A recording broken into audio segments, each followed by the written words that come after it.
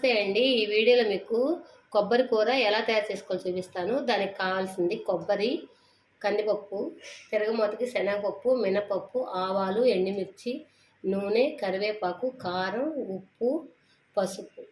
ఈ కందిపప్పు ఉంది కదండి, కందిపప్పుని మనం బద్దల కింద ఉడకేసుకోవాలి.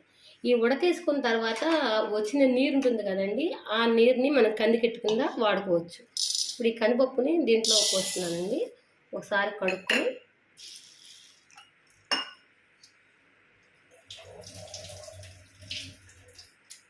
దీన్ని బద్దల కింద ఉడకేసుకోవాలండి. కందికట్టు కూడా దీంతో ఎలా తయారు చేసుకొని చూపిద్దాం. ఎప్పుడు కందిపప్పుతో కూరలు ఏదైనా వండుకున్నాం అనుకోండి, వాటర్ వస్తుంది కదా కందిపప్పు నీరు, ఆ కందిపప్పు నీరుతో కందికట్టు ఎలా తయారు చేసుకోవాలో చూపిస్తాను. ఈ రెండు ఒకసారి వచ్చేస్తాయండి మనకి. కందిపప్పు ఎంతవరకు వచ్చిందో చూద్దామండి. ఇక బద్దల కింద ఉడికిందండి ఇది. దీన్ని దింపేద్దాం. కందికట్టుకి తిరగమూత వేసుకున్నాము. ఈ కందిపప్పు బద్దల కింద ఉడికిన తర్వాత వాటర్ వస్తుందని చెప్పాను కదండి, ఈ వాటర్ని మనం వేరే దాంట్లో తీసేసుకున్నామండి.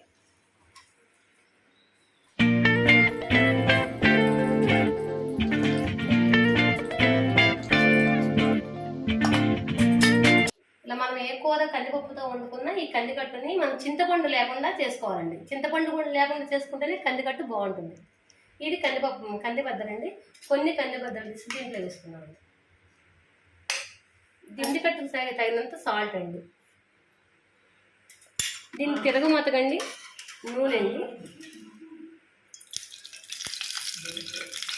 నూనె తీసుకున్నామండి. నూనె, జీలకర్ర తీసుకోవాలండి. జీలకర్ర, ఆవాలు, కరివేపాకు,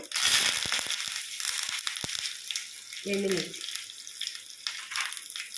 ఇంగువ అండి. దీన్ని తీసుకొచ్చి మనం దీంట్లో తిరగమాత పెట్టేసుకోవాలి.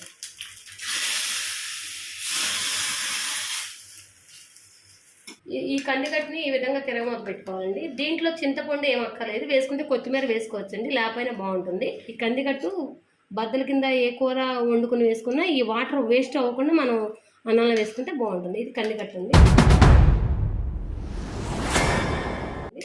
ఇప్పుడు మనం కొబ్బరి కూరకి తిరగమాత ఎలా వేసుకోవాలో చూపిస్తాను. ఇది 4 చెంచాల నూనె వేస్తున్నానండి.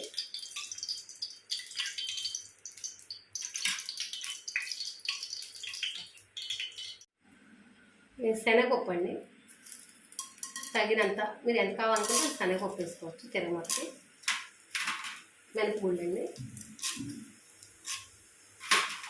ఆవాలు, కరివేపాకు, ఎండుమిర్చి. ఈ కొబ్బరిని కోరుకున్నానండి. ఇలా ఈ విధంగా కొబ్బరిని పోపు వేయగానే దీంట్లో వేసి వేయించాలి. ఈ పోపు వేగిపోయిందండి.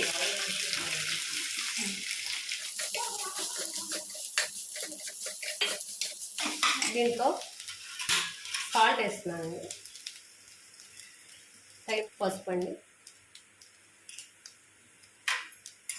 దీన్ని కొద్దిగా వేయించాలండి, స్పూన్లో పెట్టి వేయించుకోవాలండి.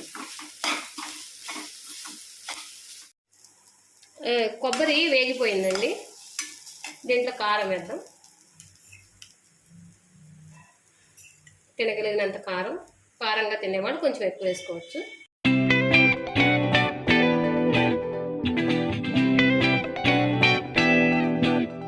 ఇప్పుడు ఈ కొబ్బరి వేగిపోయిందండి. ఇప్పుడు మనం కందిపప్పు తీసుకున్నాం కదా, ఉడికించుకున్నాం కదా, ఈ కందిపప్పుని దీంట్లో వేసేయాలి.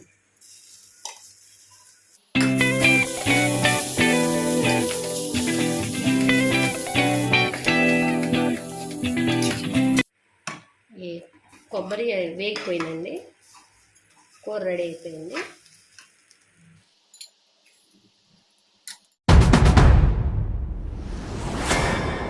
కొబ్బరి కూర రెడీ అయిపోయిందండి కందిపప్పుతో.